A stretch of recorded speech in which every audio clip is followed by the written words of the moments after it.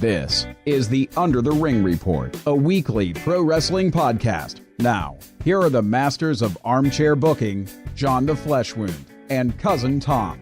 All right, wrestling fans, we are back with another edition of the Under the Ring Report. And Tom, hit him up with what we're going to be talking about this week. Oh, it's Royal Rumble time. Everyone's favorite time of the year. So we've been talking on and off all week, and, the Rumble kind of is, to us, that's when you're getting excited. You know the Wrestlemania season is underway because, the Rumble kind of says, hey, this is the directions for your characters for the next 3 months. So that's kind of why I dig the Royal Rumble, because so much crazy stuff happens. Well, you expect the unexpected, and then you're still shocked when the unexpected happens. Mm-hmm. For those who sort of pay attention, I did a lot of research, and I know you've done some research too, but something I didn't know. We all say the 1988 Royal Rumble is the first Royal Rumble, and it wasn't on pay-per-view. You know that, right? Right. It was USA Network, right? That wasn't the first Royal Rumble. Okay. What was the first Royal Rumble? Pat Patterson came up with the idea for the Royal Rumble, and they did the first one October 4th, 1987 in St. Louis, Missouri. One-man gang beat the Junkyard Dog to win it, but less than 2,000 people showed up to watch it, so they considered it a failure. So if you look up history and stuff, for the most part, they say nothing about that being the first Royal Rumble. Nothing at all. Well, I mean, would you bring up your poorest showing? No, I'm with you on that, but it's just, I find it funny, though, that's the Royal Rumble, that it's not the first one. We're all accustomed to knowing that Hacksaw Jim Duggan won the first Royal Rumble. Well, in reality, it was the one-man gang who won the first Royal Rumble. Yeah, see, I had no idea. I knew about the USA Network, but the other one, I'm like everybody else. Yeah, and like I said, I was just doing some research on the first one, because I was like, I want to know a little more who Hacksaw beat and who was involved, and I'm like, because I knew Pat Patterson had started it. I knew that was his brainchild. But yeah, to see this, I'm like, whoa, okay. Guess I don't know everything about the Royal Rumble that I thought I did. So anyway, like I said, this is our Royal Rumble memory show. And if you want to start off, tell me what to you is probably your favorite Royal Rumble memory. All right, if we're starting off with favorites, I'm going to go back to 1992, and it's going to be the tops for a lot of people. If you go and look up a lot of lists, it's usually right there at number one, and that was Ric Flair. 1992 came in as number 3 and went 60 minutes plus. Yep. And that was one of the few times that the winner of the Rumble would be declared the WWF champion. And at the time, Flair was, he'd just come over, and he was being hailed by Bobby Heenan as the real heavyweight champion, but he didn't have the gold to back it up. He brought the gold with him. And that was an epic Rumble. I mean, you had all kinds of Hall of Famers in there, and the Brain on commentary, the whole entire match. He's just working. He's working himself up to you thought he was going to have a heart attack. He's like, what's Flair doing? He needs to crawl under the rope, hide under the ring, lay down, take a knee, take a breather, quit. He was just having a fit, and he sold that Rumble just as much as Flair did in winning it, the two of them together. And then the promo at the end where Flair declares, I've got a tear in my eye, and he is the man, to be the man. You got to have the gold, and there's no greater gold than WWF Heavyweight Champ. So to me, that is the all-time greatest Royal Rumble. But you're also a big Ric Flair mark, so we've got to put that out there too.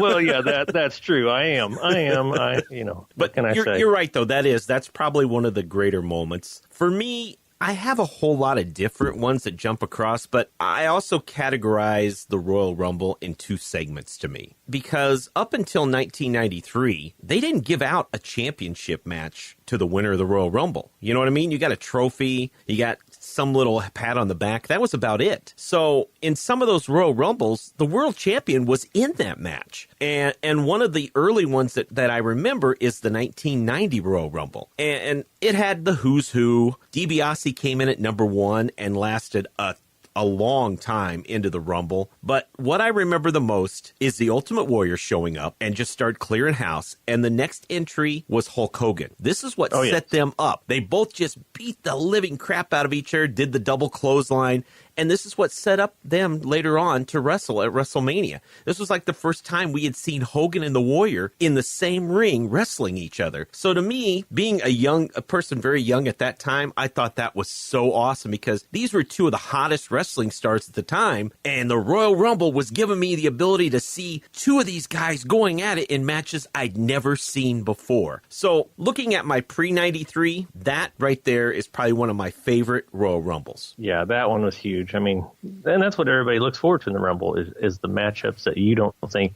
that you would either ever see or that you want to see, and they have been dragging their feet on. Well, I was looking through here too, and I'm going to jump ahead, and instead of giving you one of my other favorites, I'm going to veer off course a little and give you one of the, because you can have a great Rumble podcast without talking about a couple stinkers in there too. Oh yeah. I think as great as the Rumbles are, as far as, putting it all together, how they coordinate who's coming out when and who's going to last the longest and all that stuff, you get some great storylines going. You get some great competition, some, like we said, people you haven't seen before that you wanted to see together. So in 2015, in Pennsylvania, everybody in that building wanted Daniel Bryan. Everyone at home wanted Daniel Bryan to come out in that Rumble. They brought out Batista. No one cared. They brought out Rey Mysterio Jr. He got booed.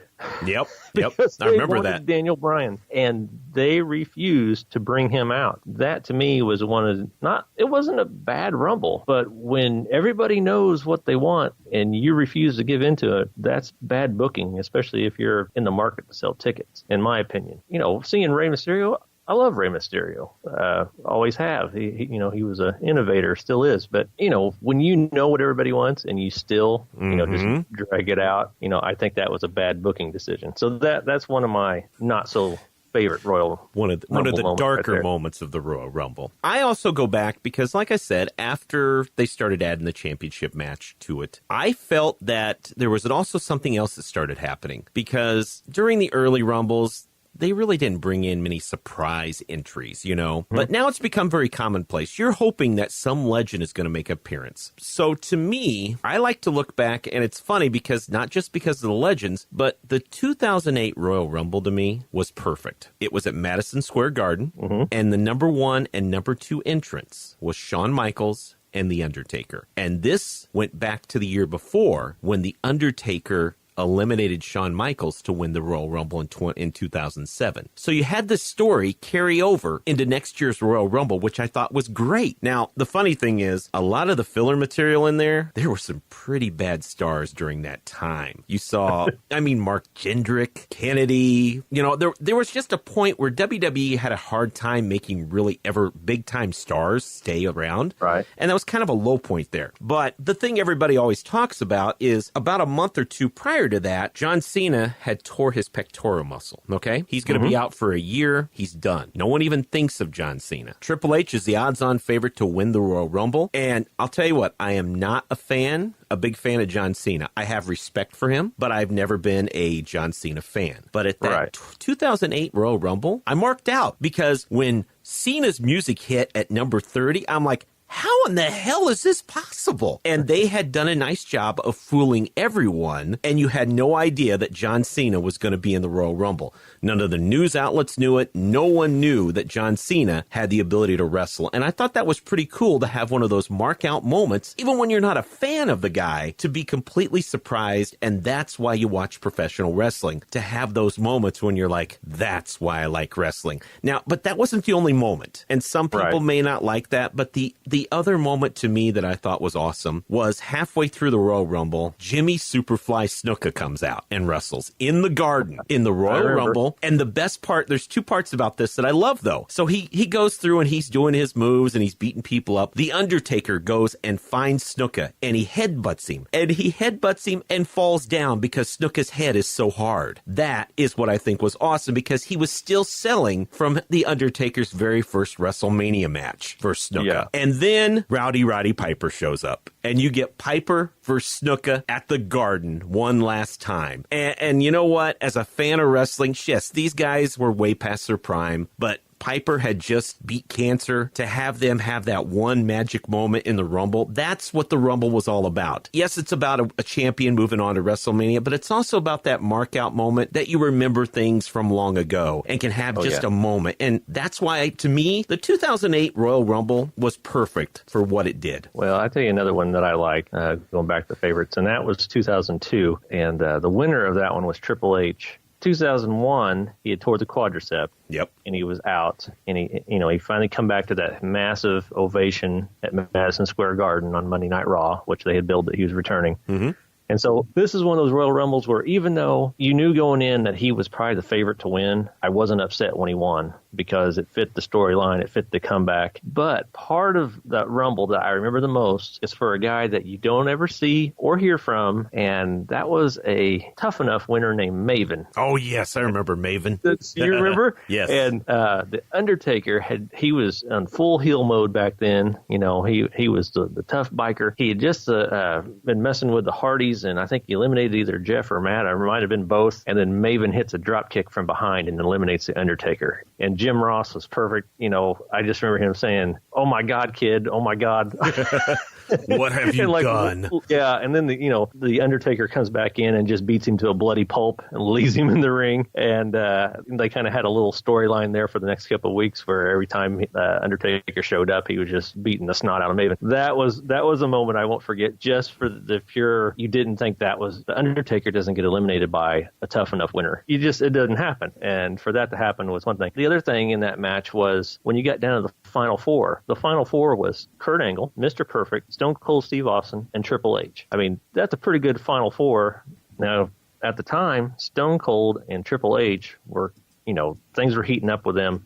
They were pretty much main rivals. And just to build up, everybody, even though Triple H was the heel then, that whole build up from him being gone for basically a year from that quadricep tear. Yep. And for him to finally get rid of Perfect. Perfect was the last, and then Hunter eliminated Angle to win the match was the final and set up his WrestleMania match. But that to me was, even though you had a victor that you had a good idea that this guy's probably going to go all the way. Mm-hmm. I wasn't disappointed. That's the thing. I was with the story. I was a Triple H guy, and I was happy when he did win. There wasn't, it wasn't this, oh my God, I can't believe they did that. There's a couple things that I look at, and like I said, some of the Rumbles themselves aren't great. But 2011 I look at, and I was telling you before, I like to see the legends return. So in that one, you got Booker T, but the one that really popped and the crowd went crazy was when at number 32, Kevin Nash came back as Diesel. That was awesome because, later on that led to his feud with CM Punk and all that stuff. But it was just cool to see Big Daddy Cool make his return one more time to a WWE ring. And I mean, the Diesel character, it was what it was, but it was what helped propel him to the Kevin Nash NWO character. So it was cool to have him come back. And I always look for that stuff. I mean, even last year, Goldberg and The Undertaker face to face in the Royal Rumble. That was cool. That was cool. I marked out for that. Yeah, that was something you're like, I didn't think I'd ever see this. So those are moments when you get those legends, and trust me, most of these guys, they're not going to be able to wrestle anymore. But it's just that hint of seeing, when the Road Dogg came back and, he got to do all of his moves, then he was in and out the ring.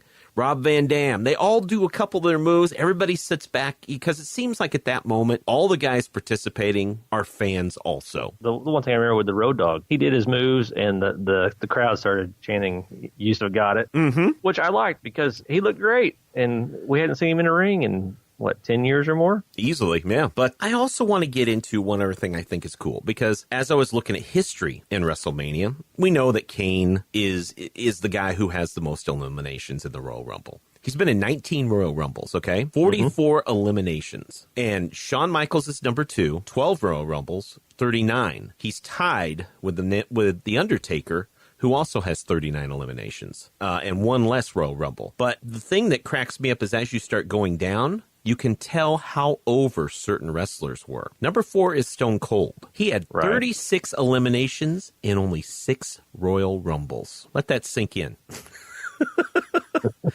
And I skipped past Triple H and Big Show because whatever. But number 7 in only 4 Royal Rumbles, this tells you how over he was. Hulk Hogan had 27 in 4 Royal Rumbles. You know the secret to his success, don't you? Rogaine? It was the eye gouge and the double headbutt. Hulking it up, baby. I'm coming for you, man. Yeah. But like I said, though, it's funny to look at that and how times have changed. Because back in the day, they used the Royal Rumble to get over a person, and they just destroy him. And we get pissed at a guy like Roman Reigns for doing what he is. They've done this all the time. Stone Cold. Yeah, but people forget. And that's what I laugh about, because Roman Reigns is 8. He's had 26 eliminations in 4 matches. He's Hulk Hogan. Yeah. Well, he broke Kane's record. He has, 14 is the record now? It was 12. 12 was the record, is his record, Roman Reigns. Kane had 11. Okay. I gave him... And Hogan had 10. So there you go. So they're always right there. But like I said, that's just a quick little bit of information I want to throw out there. So go ahead, man. I know you got some more that's on your list. Well, the other thing I was going to talk about on the Rumble is, some of the entrants. You were talking about the Road Dogg and things. Just recently, AJ Styles, 2 years ago. And you talk about someone making an impact. When I saw Styles when he was on Impact. I saw Styles when he was on Ring of Honor. I watched him at New Japan. And, back then those guys used to think, well, you'll never see him in WWE. He's too small. He's got too much of a Southern accent. He's not this. He's not that. He's not this. And he shows up, and every time he wrestles, he has one of the best matches on the pay-per-view. Yeah. And even on TV, he's always one of the best. That guy, to me, was one of those great signings that, just came about. Nobody expected AJ Styles unless you were, heavy on the internet and had an idea. And I wonder how they felt. You know what I mean? Vince didn't know the crowd reaction he was going to get. No. Were people going to know who AJ Styles was? Well, that's just it.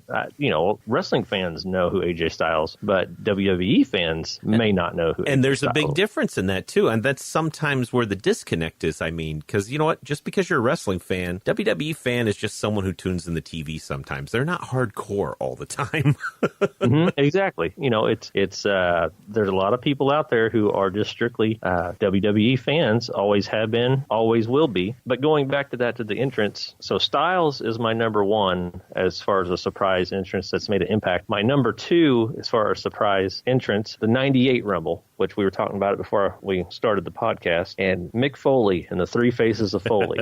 Yeah. That has got to be one of the greatest gimmicks ever. The fact that one guy got in 3 different times as 3 different personas, and the crowd ate it up every single time. He had Cactus Jack, Dude Love, and Mankind. I can't say any more than that. The fact that you can get all of your personas in one match and have everyone happy. Now, I'm going to throw a year out there, and to me, it makes me go, ugh. 2001 Royal Rumble. And the main reason I go, ugh, there's a cool part. Honky Tonk Man made his return. It had been over 10 years, and he made his return at the Royal Rumble. But the really crappy part was at number 5, Drew Carey entered the Royal Rumble. I remember that? Yeah, and Kane kicked him out. Well, he just jumped over the rope and eliminated himself. Yeah, but it was, and you're going, why are you here? Why are you taking up a spot, and what the hell's going on? And he got put in the Hall of Fame for it, too. Yes, he did. That's true. But it was one of those, and you're just kind of going, okay, this makes no damn sense, but whatever. And I think also that was the one where Haku made his return, and he was under contract still with WCW, but somehow showed up in a WWE ring, and no one knows how. I think he was a hardcore champion at that time. Yeah, I think you're right. That was, like I said, for the most part, it was just a really weird Royal Rumble. There was a couple moments, Honky Tonk Man, Haku, one of those nods to the past, but I can't give it a very high standard because why the hell would you put Drew Carey in the Royal Rumble just to promote his stupid show?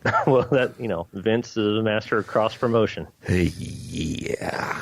Okay, whatever. It is what it is, man. There's a whole bunch of others. We could just keep going through the list left and right. But the one guy, too, is Chris Jericho, man. 2013. If you remember, he had that retirement match where Dolph Ziggler made him retire. He's gone. I remember. Royal Rumble kicks in. Dolph Ziggler's number 1. Here comes Chris Jericho, and he stayed in for almost 48 minutes in that Royal Rumble. Yeah. So yeah, that was an amazing time right there. And looking down the list of anybody else of any significance that showed up, that's when Bo Dallas made his debut on the main roster. We had a showing from The Godfather, who made his appearance at the Royal Rumble that year. Other than that, there wasn't a whole lot going on. I mean, that was the year John Cena won. But yeah, Chris Jericho, that's one of my favorite surprises too. But there's a lot of those, and they do it right. Well, and then, talking about the Rumble itself, as the pay-per-view, one of my favorite matches on the Rumble was the 1999 I Quit match between The Rock and Mankind. Yeah.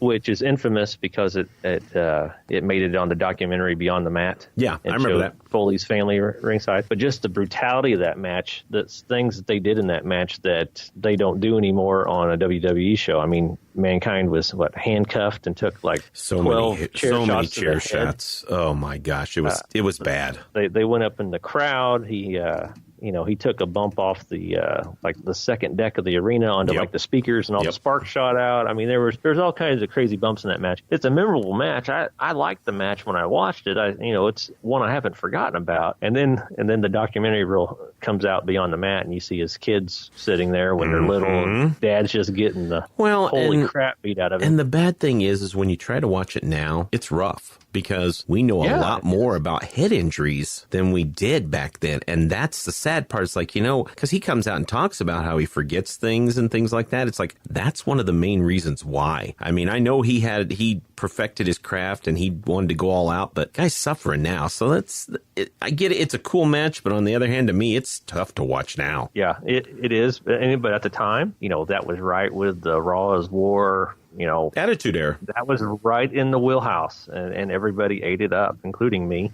That was just like, oh my God, I can't believe they just did that to themselves. So that's not so much a Rumble match, but that was on the Rumble pay-per-view. That was one I will not forget. Yeah, overall, like I said, the Royal Rumble is one of my favorite pay-per-views, just because it kind of gets me in that mode, for WrestleMania. And in a way, I think I like the surprise appearances, because it reminds me of the Monday Night Wars, when you weren't sure who was going to show up and be on the show. And it kind of brings that back a little by who's going to be the surprise entrant this year in the Royal Rumble. And after talking about our memories, let's just jump up and do a little prediction time. First off, who do you think might make a appearance, like a legend of some sort, and show up at the Rumble this year? Legend of some sort that might show up at the Rumble? I'm going to predict Billy Gunn. He's been around. I would say, I know he's still in wrestling shape. You've seen him on New Japan. He still trains. Yep. He may not make the biggest pop, but I think he'd be a safe bet that he could get in there and work, not hurt himself or hurt somebody else. That'd be my first one off the top of my head without any preparation. I'm going to say Billy Gunn. Okay. I'm going to say, just thinking about, it's going to be in Pennsylvania, Philadelphia. I would like to see Al Snow make an appearance, because they're in ECW country, and kind of thinking of maybe some, because they usually do 2, maybe 3 guys. Mark my words. I bet Kurt Angle enters the Rumble. Yeah, I could see that. You know who else I'd like to see? And he just announced his retirement. That's Mark Henry, 22 years in the business. Yeah, I don't think we'll see him, though. I really don't. Yeah, he may not. It'd be cool to see him one more time before he's out. But that guy had a long career, and even if he's in and out in a short period of time, it'd be one final fanfare for him. Yeah, but I'm gonna go with, you're gonna see probably someone who wrestled for ECW show up. Might be RVD. I'm just trying to think of the guys still around that can wrestle, and it might be Bubba Ray. Who knows? But I doubt it, because he did that a few years ago. But if there's someone like that might show up, that could be interesting. Who do you predict you think's going to win it all this year? I'm going to say Get These Hands, and Braun Strowman is my prediction. Okay, all right.